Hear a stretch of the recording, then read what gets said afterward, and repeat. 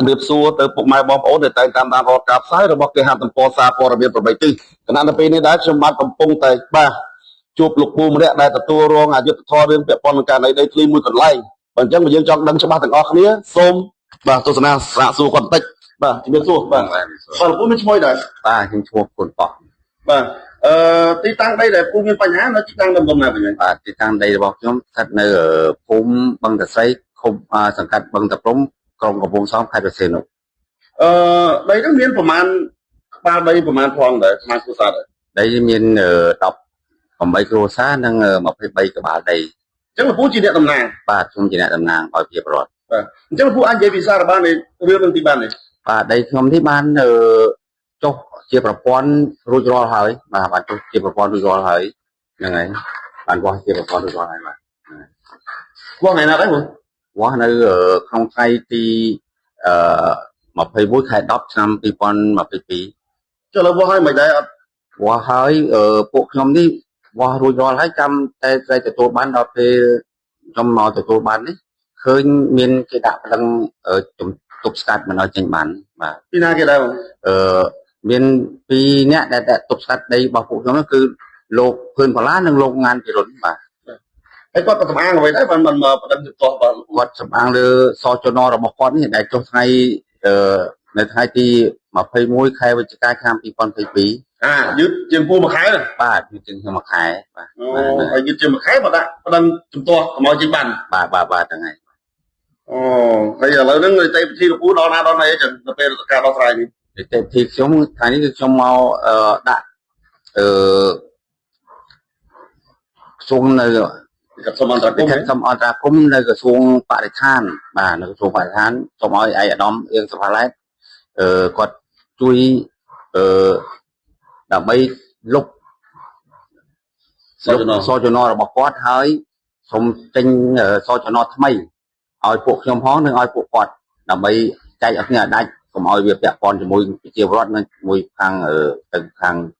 គាត់ខាងលោកណានវិរុននិងលោកភឿនផល្លាបាទហ្នឹងហើយអញ្ចឹងបានពាក្យបានដំណើរការបានដាក់ទៅដល់ក្រសួងបរិស្ថានហើយបាទកាលពីថ្ងៃទី23ខែមករាឆ្នាំ2026ដើម្បីសូមឲ្យលុបសចនរបស់បាទភឿនផល្លាដែលគាត់បានដាក់ប្រតិទោសបាទអញ្ចឹង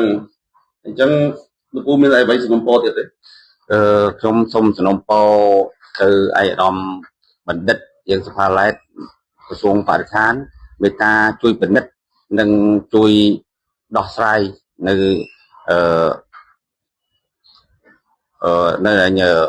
ជាស្នើសុំរបស់ប្រជាពលរដ្ឋនៅរូបខ្ញុំផងបាទហ្នឹងហើយដើម្បីឲ្យបន្ទីដែនដីចេញបានឲ្យមកប្រជាពលរដ្ឋក៏ដូចជារូបខ្ញុំយកទៅប្រើបាទទៅដើម្បីគ្រួសារដើម្បីទៅប្រើប្រាស់តាមតម្រូវការបាទអរគុណអញ្ចឹងជាចុងក្រោយខ្ញុំមានតែ10បាទជាមួយលោកពូក៏សូមស្នើទៅអាដាមរដ្ឋមន្ត្រីដើម្បីជួយបាទអន្តរាគមន៍និងដោះស្រាយជូនពួកគាត់ផងហើយក្នុងនាមខ្ញុំជាអ្នកព័ត៌មានគ្រាន់តែជាកញ្ចក់ឆ្លុះបញ្ចាំងបាទពីព័ត៌មានពីប្រជាពលរដ្ឋទៅថ្នាក់នាំពីថ្នាក់នាំមកប្រជាពលរដ្ឋអញ្ចឹងខ្ញុំមានតែជូនពរទៅអាដាមរដ្ឋមន្ត្រីបាទក្រសួងបរិស្ថានជួបតែពុទ្ធពរទាំង4ប្រការគឺអាយុវណ្ណៈសុខៈពលៈ8ឃ្លានឡើយបាទសូមអរគុណដែលមានឈ្មោះភឿនផល្លាហ្នឹងបានរំលោភបំពានយកដីរបស់ពួកខ្ញុំហ្នឹងដែលបានដាក់ប្តឹងជំទាស់មិនឲ្យចេញប្លង់ឲ្យពួកខ្ញុំហើយអ្នកផ្សេងទៀតត្រូវខាងក្រុមហ៊ុនហ្នឹងគេលុបក្បាលដីទិន្នន័យទាំងអស់ឲ្យទៅខាងភឿនផល្លាជាស្ថាពរអញ្ចឹងដែលពួកខ្ញុំមកនេះសូមឲ្យរដ្ឋាភិបាលនិងអាជ្ញាធរដែលពាក់ព័ន្ធជួយពន្លឿនក្នុងការដោះស្រាយឲ្យពួកខ្ញុំវិញផងព្រោះជាដីរបស់ពួកខ្ញុំពិតប្រាកដបាទហើយខ្ញុំសុំសួរមួយតើសចនហ្នឹងធ្វើមកដើម្បីមកយកដីជាជនឬក៏យ៉ាងម៉េចចឹងសូមជួយបំភ្លឺដល់ពួកខ្ញុំផងសចនដូចធ្វើបាបដល់ប្រជាជនយើងហ្នឹងអត់មានធ្វើអីផងហ្នឹងចឹងហើយសូមអាជ្ញាធរទាំងអស់ជាពិសេសសម្ដេចពុកសម្ដេចនាយករដ្ឋមន្ត្រីសម្ដេចម៉ែទាំងអស់សូមជួយកូនចៅផងបាទអរគុណបាទជាចុងក្រោយសំណូមពរឲ្យអ្នកដឹកនាំទាំងអស់ជួយដោះស្រាយកូនចៅដែលរងគ្រោះដោយសារដីធ្លី ជាពិសេសរងគ្រោះសាសចរណហ្នឹងជាច្រើនសូមឲ្យ